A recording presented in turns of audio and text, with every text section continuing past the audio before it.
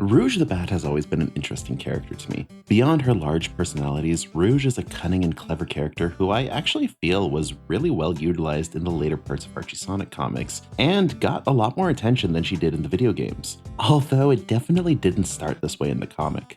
But before we get into Rouge, I want to give a big thanks to Sunlight for making not only the usual Samick avatar that I use, but also this new channel avatar that I'll be using to match the theme of this video. Very cool, big thank you.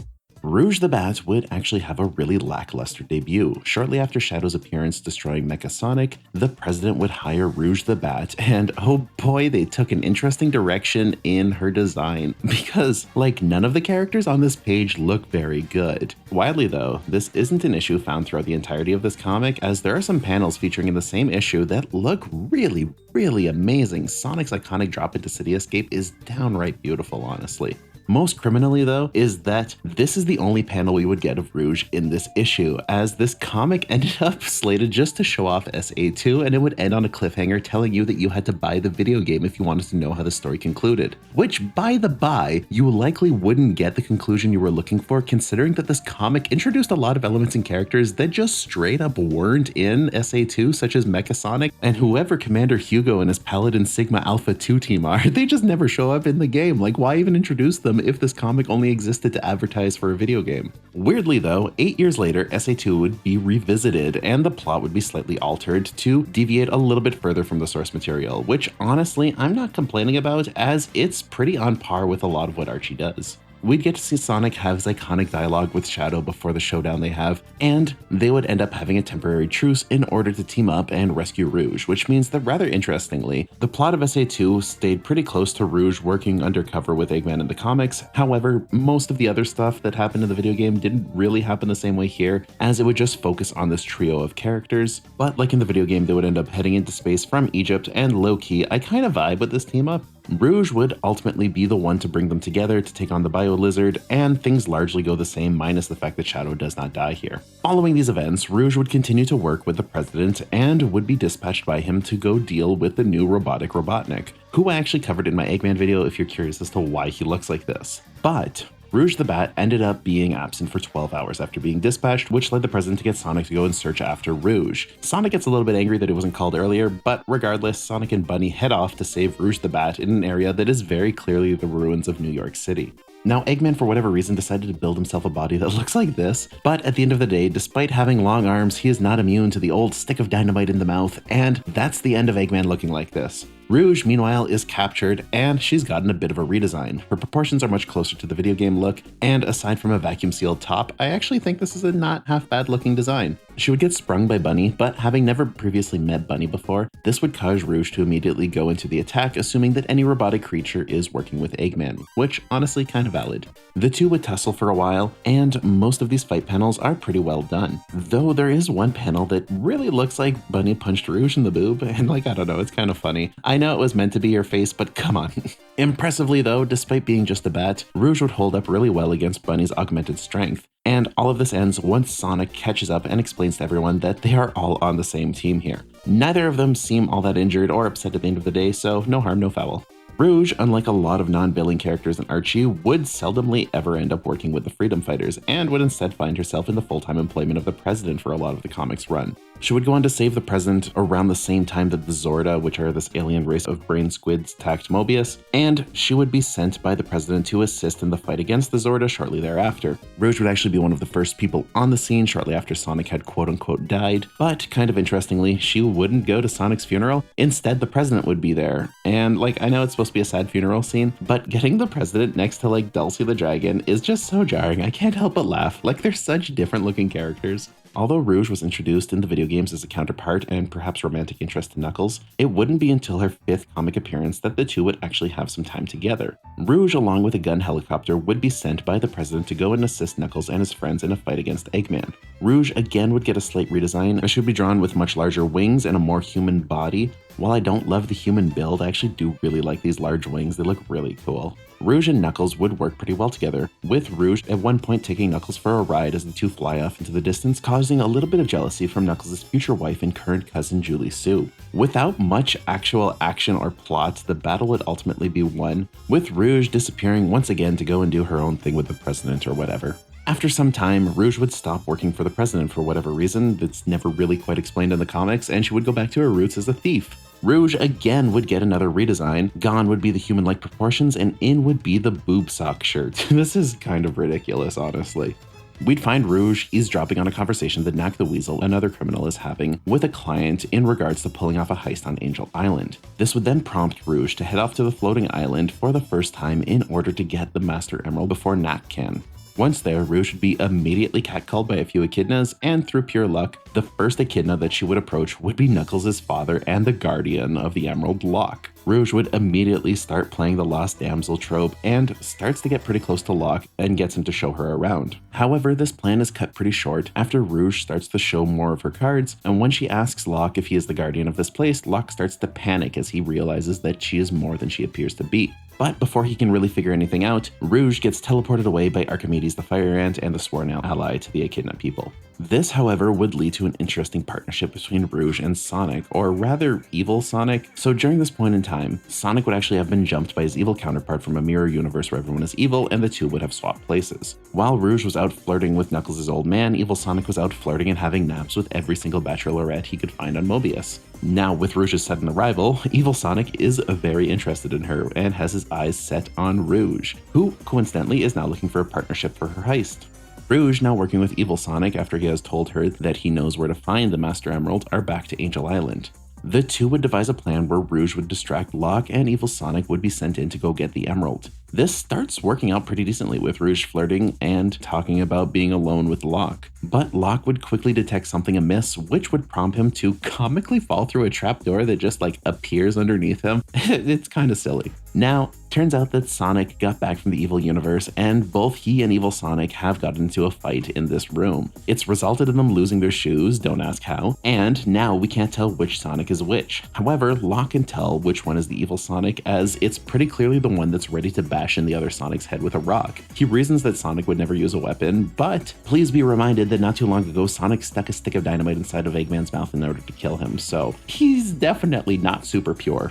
Now, evil Sonic would be yeeted out of here, and although Rouge would be pretty upset with him, he'd ultimately win her over by showing that he managed to snag just a little bit of emerald for her, and thus a partnership was forged. Fast forward a bit, Rouge, now finally looking more like her video game self, would team up with a leather jacket-clad evil Sonic who is celebrating his birthday to once again try and get the Master Emerald from Locke. Ultimately, this birthday boy would use the Master Emerald to supercharge himself and turn himself into Scourge, and honestly, such a cool character. I'm not going to spend crazy long talking about this as I've talked about it extensively in my Scourge video and in my Finitivus video, but shortly after this transformation, Rouge convinces Scourge not to kill Locke, and the two would chaos control out of there into an open field where Sonic and Shadow were dealing with Crocbot. Momentarily, there would be a truce between these three hedgehogs, but once Crocbot was defeated, Scourge and Rouge would find themselves very quickly outnumbered, and so the two would head out rushing into the forest where they would conveniently find a warp ring, and upon going through it, they would be introduced to another fan-favorite villain, Dr. Finitivus. Rouge's stint with Finitivus is actually pretty short. Shortly after joining up, broke into Eggman's A-Grape facility, and it's here that they busted out Mammoth Mogul's Destructix. And eventually, Finitivus found himself wanting to take control of a bunch of massive missiles, which he would use for complete destruction. Rouge finally grew a conscience and decided to sabotage this in order to prevent a catastrophe. Shortly after this, she would retreat and meet with the Chaotix, where she would recount her story to them. Knuckles and Vector are actually kind of disappointed with the story, and they ended up leaving Rouge with Julie Sue, who would then attack her. Turns out that Julie Sue doesn't forget, and she is still harboring jealousy towards the nothing relationship between Rouge and Knuckles. Seriously, we've basically seen nothing between the two of them, but this is Julie Sue's soulmate, and she is ready to fight for him. However, Rouge isn't going down without a fight herself, and she actually manages to take out Julie Sue. There's also a moment where it looks like Julie Sue is going to call Rouge a bitch, before being kneed and being told that she is a bat and to remember it, which honestly is pretty cool. Rouge would then smugly walk out of the room, and this drama would honestly mostly fizzle into nothing as time went on. Not long after this, in Station Square, Rouge the Bat, now dressed to resemble her look in Sonic Heroes, would learn that Casinopolis was having its grand opening, and it is being run by none other than Renfield T rodent who we actually saw all the way back when he opened a carnival and ended up kidnapping the freedom fighters, leading to Knuckles turning into a giant, which you can check out in the Not So Super Super Forms video that I had made if Big Knuckles interests you. After finding this out, Rouge, now back with the president for whatever reason, would video call Sonic and friends, and they would find out that Eggman had set Renfield free from prison. From here, Rouge would tag along with the Chaotix to check this out, and once again, there would be a bit of a rift between Julie Sue and Knuckles. However, it's a really big nothing burger here. This issue is pretty lackluster, as pretty much everyone ends up getting hypnotized by a screen, and once Knuckles is kidnapped, we learn that Renfield is scanning their brains to create the perfect infiltrators for Eggman. It never goes anywhere, though it would be kind of cool to have, like, mind-controlled android things or something. But thanks to Julie Sue, Knuckles, and Mighty, this all gets stopped, and everything is destroyed, leaving Renfield to once again be locked away. Now, Rouge got up to a bit here or there, but really nothing all that crazy. Though I did really like this operation she ran where she organized a deal with Mammoth Mogul to acquire the Master Emerald that she had claimed to have stolen. Turns out that she had stolen nothing, and this was all just to set up to catch Mogul, who was pretty promptly knocked over by Sally. It's kind of goofy, but it's fun. But yeah, for a while, Rouge really became nothing more than a background character. She would sort of be around here or there, like in the story that led up to Charmy being kidnapped and brain damaged, but her role really isn't significant enough to talk about or explore throughout these arcs, as like I said, she was just more or less a background character. She was largely pushed back to very minor roles, like being on video calls representing Gun, which honestly kind of felt like a disservice to her character. Fast forward a little bit after the death of Knuckles' father, Rouge would actually be a character who would show up during one of Knuckles' darkest moments. Through some tough love, she helps pull him out and remind him that even if he had stayed on the island, there's no guarantee that Eggman wouldn't have laid siege to the island, and it wouldn't have led to Finitevus coming. She then convinces him not to give up on fighting for the people on the floating island and to go and return to his friends. It's honestly a really sweet sentiment, and it builds to an interesting relationship between her and Knuckles that I would have liked to see more of. Sadly though, the sappiness is ruined when we find out that Rouge has, of course, ulterior motives, though I'm not actually sure what these ulterior motives are. As far as I can tell, we actually never see anything play out, so it's kind of nice if we just ignore it and we think that she's just a good sappy friend. My best guess is maybe she was trying to get Knuckles to leave Angel Island more often in order to search for Finitevus so she could steal the emerald, but we would never see that happen. If I missed something though, because I really couldn't find anything, please let me know. From here, Rouge would actually just continue to work as a spy, and she would end up teaming up with Jeffrey St. John as they would infiltrate Mammoth Mogul's casino. Rouge would once again have a new outfit, and I kinda love it. Here, they would get to talking with Mammoth Mogul, but before they could uncover much, he would be pulled away into an investors meeting.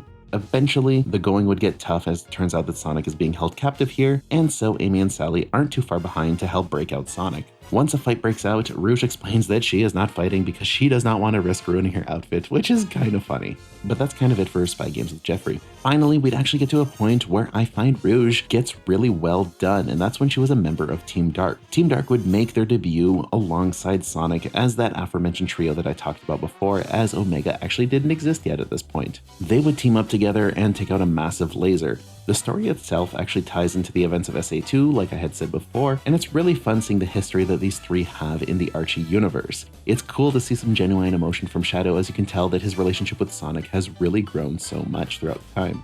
The next Team Dark mission would have them dispatched to find E-102 Gamma from the first Sonic Adventure game, and recruit him to Gun before Eggman gets to him.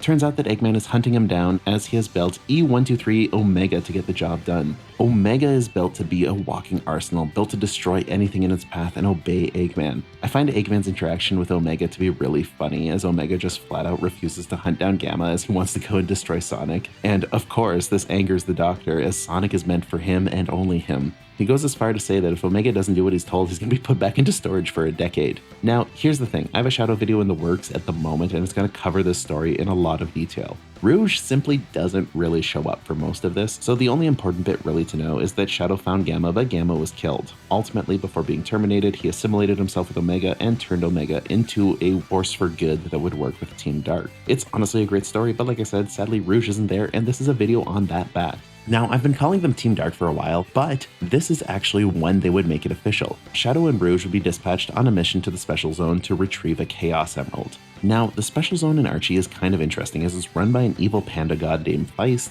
and he creates these difficult mazes and challenges that we've seen in the video games. It's a kind of fun and clever way to tie in the special zones from the video games into the comics. Now, try as they might, Shadow and Rouge cannot beat Feist, but finally they would bring Omega in and Team Dark would get the upper hand thanks to their Plan B. Plan B, if you're curious, is having Omega, a robot, fight Feist, who is a god, and let me tell you, I wish I had the kind of confidence to rush God and fight him head on like Omega does. Together, the group would manage to get the Chaos Emerald, and in the nick of time, Shadow would manage to Chaos control them out of there. I really love the end when Omega goes, mission accomplished, naughty godlike being admonished with fire, a good day. But it's great to see the three of these characters come into their own together. Alright, moving on, Rouge would again show up in a story revolving around Blaze and her Soul Emerald, which is kind of a fun story. Amy, Cream, and Nicole, who we would see in a little bit, would be with Blaze, and they would be on the hunt for the Soul Emerald, and so Rouge, with her obsession of emeralds, would not be far behind. Amy and Rouge almost immediately start going at it, with Amy being very against letting Rouge join up with them, which is pretty valid considering her less than clean history, with her often working towards whatever benefits her most. But Blaze ends up butting in, and she's had enough. She just needs a Soul Emerald to keep her world alive, and she does not care who is with her and who is against her. Like me, Rouge falls straight under a commanding authority figure, and so the new team is off. Though it would seem that Rouge, unsurprisingly, has ulterior motives. Rouge offers to go explore a nearby chasm, but of course Amy doesn't want Rouge going alone, so everybody ends up heading down. And it's a good thing because it turns out the Soul Emerald is just right there. The Soul Emerald has some crazy power coming from it, and it's here that we would learn that Rouge the Bat is actually planning on taking it for herself. A fight would break out, and there's no way that Blaze would let Rouge take the emerald for herself. However, once she got Rouge cornered, Rouge would play the damsel in distress move, and it would lead to both Shadow and Omega appearing as they were ready to back her up. The fight starts off pretty intensely, with Omega reminding us that he might be the perfect machine of destruction. Seriously, there is a comical amount of guns that come out of him, and I love it. And then, after he gets his bell rung by Blaze, Omega goes all fanboy with, "I like you, let's burn things together," much to Blaze's shock. And God, I love Omega. I'm gonna have to make a video on that guy at some point. The emerald would bounce around hands for a while until finally Rouge would toss it to Shadow, and Shadow would attempt to use the emerald in order to chaos control him and his team out of there. This, however, does not work, and instead an ear-shattering shrakaum and a fiery explosion bursts out as Blaze recovers the emerald. However, this isn't enough to stop Team Dark, as they would continue to keep pressure on, with Omega opening fire on Blaze. Now, during this whole time, Knack the Weasel, Bark the Polar Bear, and Bean the Dynamite would be waiting for the opportunity to strike. However, after watching the man with a gun for a hand, the trio decides it's time to sneak out with the emerald during all of this chaos. Team Dark would only learn that they had lost the emerald after defeating all of the women, and it would be a little bit too late. Cream would try to defend her team, and it's kind of adorable to see her and Cheese brandishing a big stick and rock ready to fight, but it's no match for Omega, who just promptly picks them up. What is beyond Omega's ability, however, is Cream's crying, as he just has no idea how to handle all of it. Cream would divulge that the emerald has been taken by Knack, and it turns out that company is starting to gain on Knack and friends. In classic My Enemy's Enemy is My Friend, Team Dark ends up teaming up with Team Rose featuring Big On Ozempic, and the chase is on. I really like that they incorporated Shadow's motorcycle from the video games here, and it's really adorable to see Omega and Cream squeeze into the sidecar. Though, to be honest, I'd like to see more of Cream in the driver's seat. We get a really funny cover picture for this comic, and I'd love to see more of that. We'd also learn that Shadow absolutely adores his motorcycle, as it's his to take care of, and despite being able to outrun it, he's the one who does all of the maintenance on it. The group would then catch up to Knack and his team, only to learn that the Babylon rogues have shown up, as well as causing a giant fight to break out.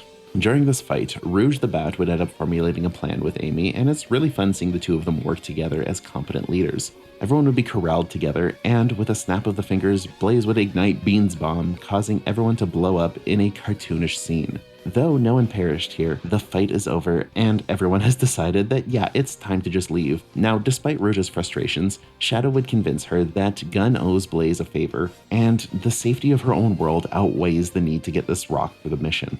Though she isn't happy, Rouge doesn't have much of a choice, as Omega is also on Shadow's side, as adorably he doesn't want to make Cream cry again. And with that, Team Dark is off on another mission.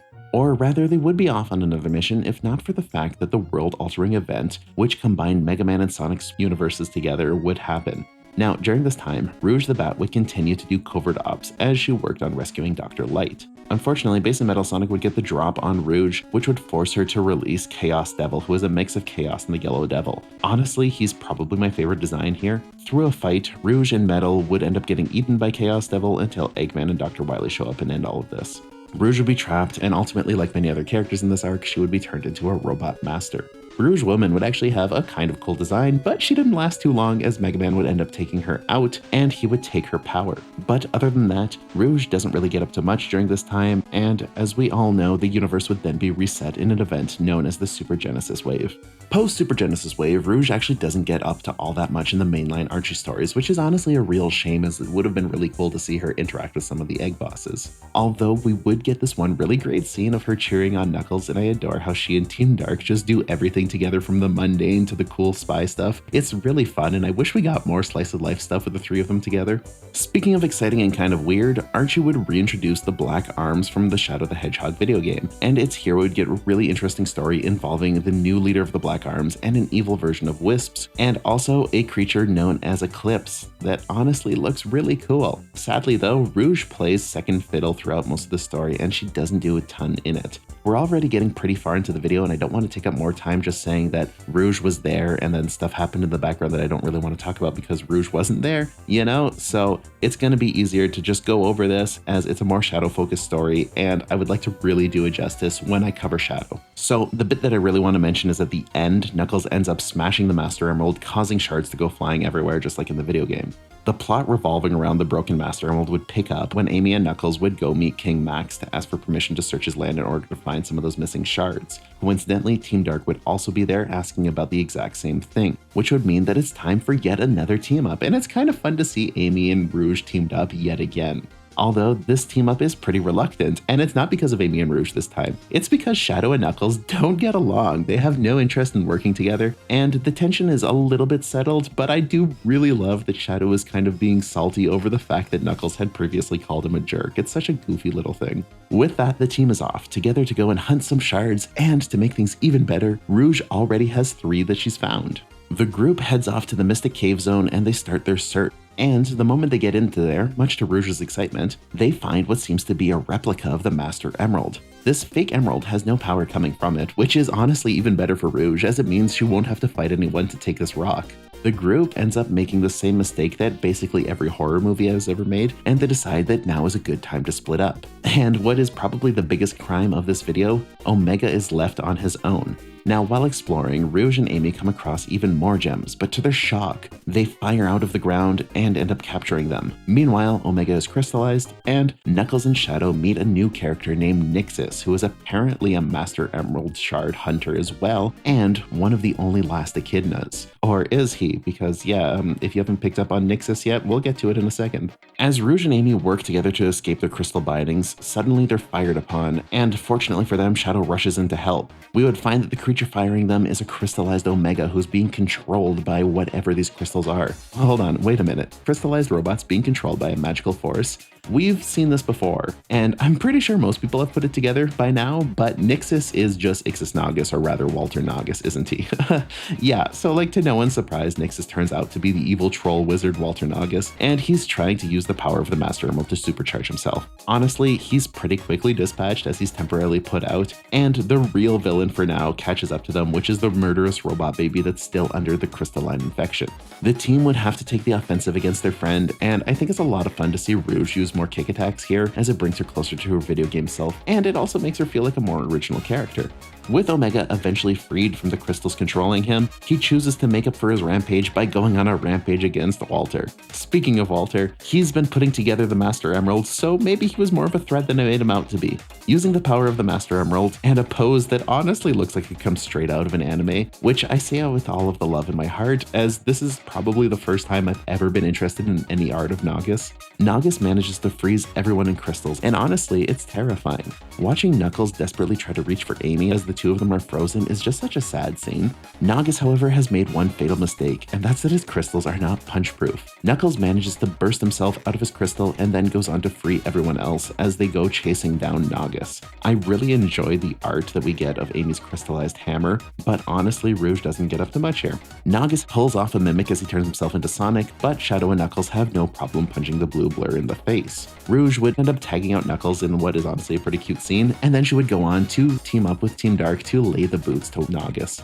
Honestly, we get some really great little combat panels here and I really enjoy them. I kind of wish we got a longer fight, but it's fine. Amy and Knuckles would retrieve the Master Emerald and they are teleported to the Sky Sanctuary Zone. Finally, Nagas is defeated, the Emerald is saved, and that's actually the last we would really get of Rouge before the end of the Archie comics. So with that, we've actually reached the end of this video, and if you followed it this far along, I really want to thank you, as it was a really fun video to make. Rouge is a really fun character when she's written properly in the Archie comics, and it's a little bit unfortunate that we didn't always have that, as I felt like her background as a spy wasn't utilized to its fullest a lot of the time, and a lot of the writers couldn't tell which direction they wanted to take her in, which is a bit of a bummer. But once the creative team got behind her and they had a clear direction for her, I feel like we got some really good stories and she became a really interesting character. It's a shame we didn't get to see more growth in her friendship with Knuckles, but all in all, it was really fun and I kind of wish that we got to see more of her in Team Dark. But at the end of the day, that's the video. I hope you enjoyed it. If you feel like it deserved any kind of like, comment, subscribe, that would be awesome. As always though, I am not your boss. I can't tell you what to do. I just hope that at the end of the day, you have a good one.